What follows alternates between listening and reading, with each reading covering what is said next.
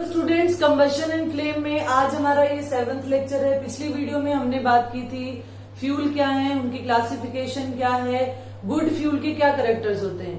इस चैप्टर की वीडियोस जो है एंड स्क्रीन पे आपको उसके लिंक मिल जाएंगे। अगर किसी स्टूडेंट ने ये वीडियोस नहीं देखी हैं तो आप वहां से देख सकते हो। आज का जो हमारा टॉपिक है वो बहुत इंपॉर्टेंट टॉपिक है, वो है कैलोरीफिक वैल्यू। ठीक है, कैलोरीफिक वैल्यू और उसकी क्लासिफिकेशन मैं आपके साथ डिस्कस करूंगी। तो हम अपना टॉपिक स्टार्ट करते हैं आज का, और आज का टॉपिक है हमारा कैलोरीफिक वैल्यू। तो कैलोरीफिक वैल्यू क्या होती है? कैलोरीफिक वैल्यू है हमारे पास, अगर इसको हम डिफाइन करना चाहें तो कैलोरीफिक वैल्यू क्या आएगी मेरे पास? The total amount of energy, the total amount of energy produced on complete combustion of unit mass or unit volume of a fuel in the presence of excess of air, excess of oxygen, क्योंकि आपको पता है combustion जो है वो oxygen की presence में होती है। तो यानी अगर कैलोरीफिक वैल्यू को हम यहां से समझें तो कैलोरीफिक वैल्यू हमारे पास क्या आता है? कैलोरीफिक वैल्यू है कि टोटल अमाउंट ऑफ एनर्जी, कितनी अमाउंट ऑफ एनर्जी जनरेट होती है जब हम कंप्लीट कंबशन करते हैं किसी भी फ्यूल की, कितने की? यूनिट मास, यानी मैंने सॉलिड फ्यूल ले रखा है, या फिर यूनिट वॉल्यूम यानी मैंने गैस या लिक्विड फ्यूल ले रखा है। उस केस में हम यूनिट वॉल्यूम की बात करेंगे of a fuel in the presence of excess of oxygen. अब अगर हम बात करें इसके यूनिट्स की, तो मेरे पास इसके यूनिट्स क्या आते हैं?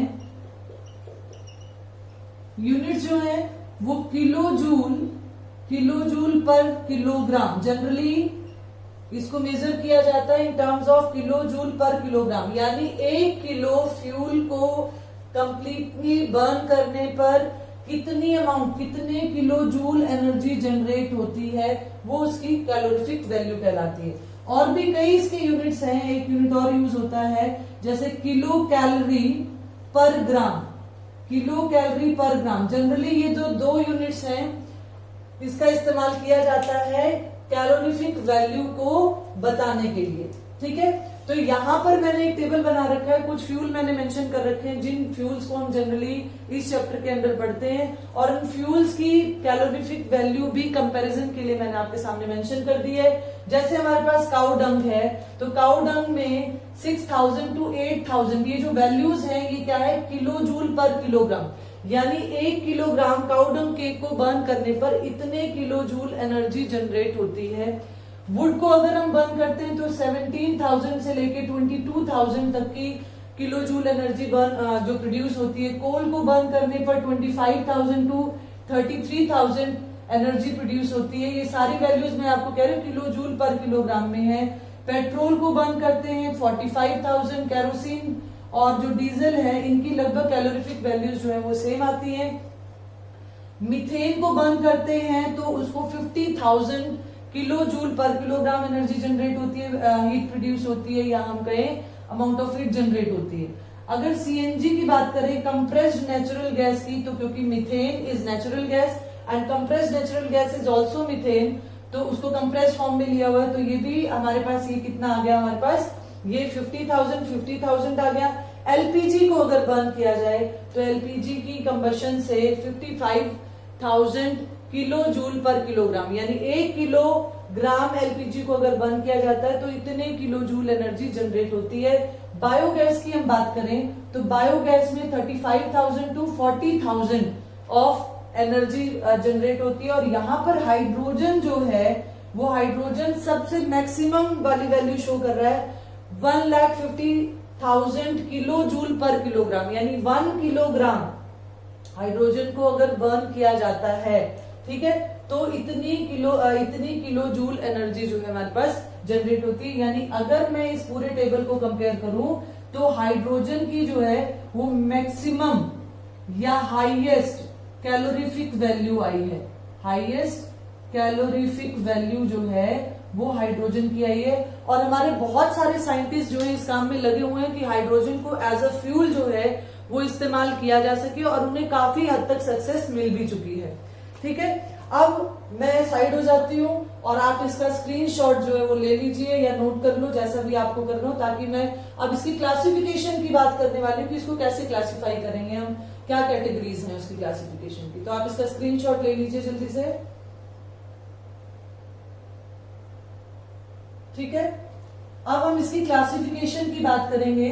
तो क्लासिफिकेशन जो है, कैलोरीफिक वैल्यू को हम कैसे क्लासिफाई कर सकते हैं, किन कैटेगरीज में हम इसको डिवाइड कर सकते हैं। तो calorific value can be classified into 2 category. इसको हम 2 कैटेगरी में डिवाइड करेंगे। ठीक है, कौन कौन सी? टॉपिक है हमारा classification, classification of calorific value. ठीक है, अब इसको क्लासिफाई करेंगे, तो क्लासिफाई कैसे करेंगे हम? इसको क्लासिफाई किया हमने 2 कैटेगरीज में। एक तो क्या है, higher calorific value, higher calorific value, और एक है हमारे पास दूसरा, वो हायर है तो ये क्या होगा, लोअर कैलोरीफिक वैल्यू। ठीक है, इनकी शॉर्ट फॉर्म्स है LCV, और ये हमारे पास क्या है, HCV। इस नाम से भी जाने जाते हैं, LCV, HCV। और इसका अगर और दूसरा नाम मैं आपको बताऊं तो हायर कैलोरीफिक वैल्यू को ग्रॉस कैलोरीफिक वैल्यू भी कहते हैं, ग्रॉस कैलोरीफिक वैल्यू। और इसे हम कहते हैं नेट कैलोरीफिक वैल्यू। तो ये भी नाम है इसका, HCV higher calorific value, gross calorific value, और LCV लोअर कैलोरीफिक वैल्यू या फिर नेट कैलोरीफिक वैल्यू। अब समझते हैं ये होता क्या है। तो हायर कैलोरीफिक वैल्यू क्या है, द अमाउंट ऑफ हीट। जो कैलोरीफिक वैल्यू की डेफिनेशन है वैसे चलेगी, amount of heat produced by complete combustion of a unit mass or volume of a fuel in the excess of oxygen and जो difference है वो क्या है, and the बाई प्रोडक्ट्स, जो बाई प्रोडक्ट्स कंबशन से प्रोड्यूस होंगे, the byproducts are cooled at room temperature. जो byproducts, मान लीजिए स्टीम प्रोड्यूस होती है, वाटर वेपर्स प्रोड्यूस होते हैं, तो उनको कूल किया जाता है रूम टेम्परेचर से। अब फायदा क्या होगा, जो लॉस हो रहा था बाई प्रोडक्ट के जो एनर्जी गेन करने से जो लॉस ऑफ एनर्जी थी, it can be recovered in this.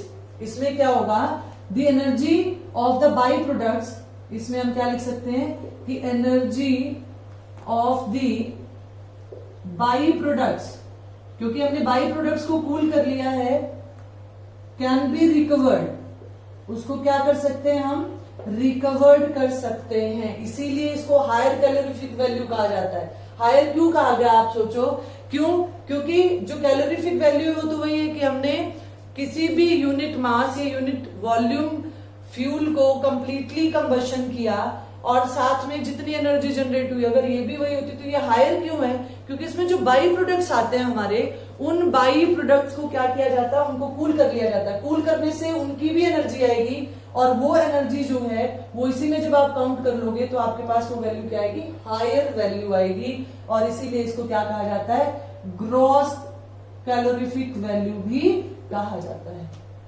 Clear हो गया? अब अगर हम बात करते हैं लोअर कैलोरीफिक वैल्यू, जिसे हम नेट कैलोरीफिक वैल्यू भी कह रहे हैं। नेट क्यों कह रहे हैं? नेट आप कब कहते हो, जब आप किसी चीज को किसी में से माइनस करके एक नेट प्रॉफिट, नेट लॉस इस तरीके से निकालते हो। तो लोअर कैलोरीफिक वैल्यू क्या होगी, ये क्या होगा, the amount of energy, the amount of energy produced, the amount of energy produced when produced by complete combustion, बाकी डेफिनेशन सेम रहेगी, कंप्लीट कंबशन ऑफ फ्यूल,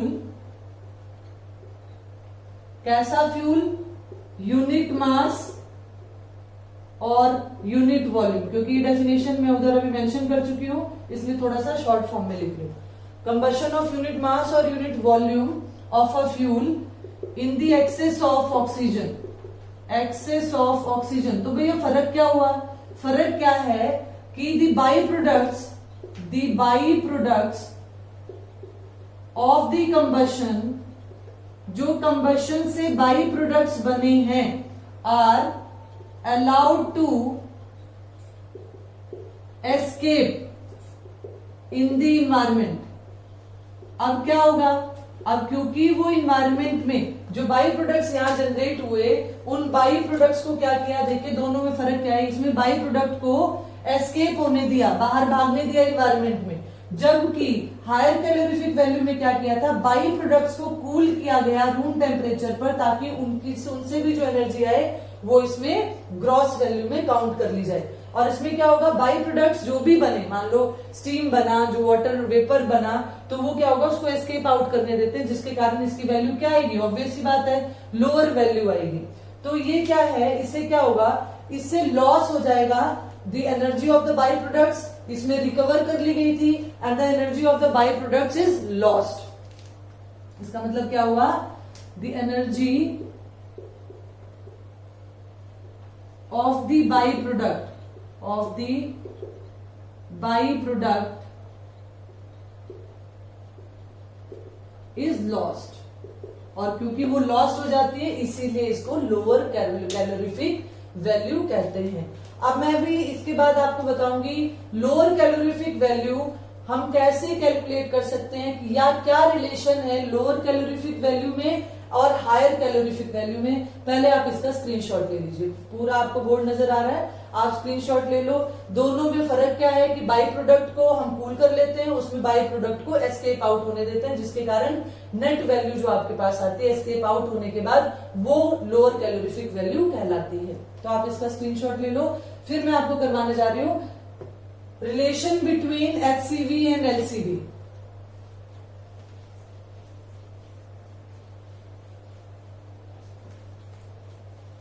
काफी इंपॉर्टेंट टॉपिक है ये कैलोरीफिक वैल्यू का, तो इसको आप अच्छे तरीके से समझो। किसी को कोई डाउट आता है तो आप कमेंट सेक्शन में मेरे पास भेज सकते हो, और अगर कोई स्टूडेंट चाहता है कोई पर्टिकुलर टॉपिक कि मैम ये पर्टिकुलर टॉपिक आप मुझे दे सकते हो कि इसकी वीडियो भी आप बना के अपलोड कर दो, तो वो भी मैं आपके लिए अपलोड कर दूंगी। तो यहां पर हमारे पास क्या है, हमारा टॉपिक, या मैं छोटा सा इसमें एक टॉपिक लेके चल रही हूँ, relationship between HCV and LCV. अब मैं शॉर्ट फॉर्म यूज कर रही हूँ, आपको पता है एचसीवी और एलसीवी क्या है।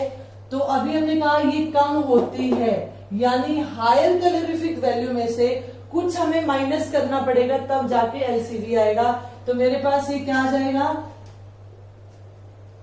या ये टॉपिक क्या हो सकता है, how we can calculate LCV if HCV is given.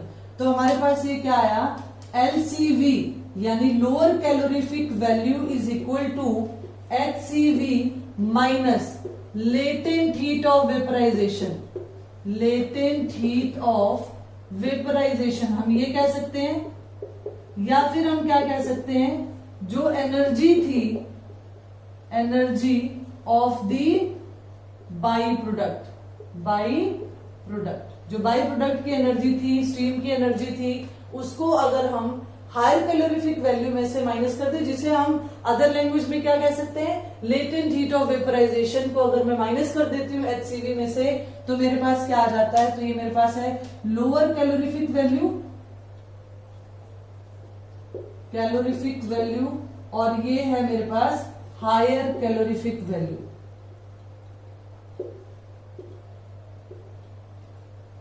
ठीक है, तो ये पर्टिकुलर रिलेशन हमारे पास आ गया lower and higher calorific value में।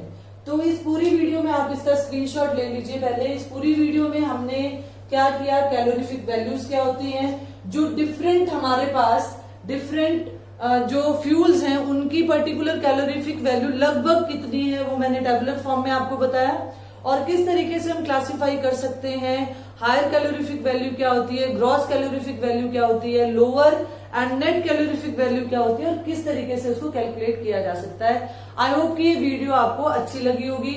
इसे ज्यादा से ज्यादा लाइक करें, शेयर करें, और जो न्यू व्यूवर्स हैं वो सब्सक्राइब करना ना भूलें। Thank you, have a nice day.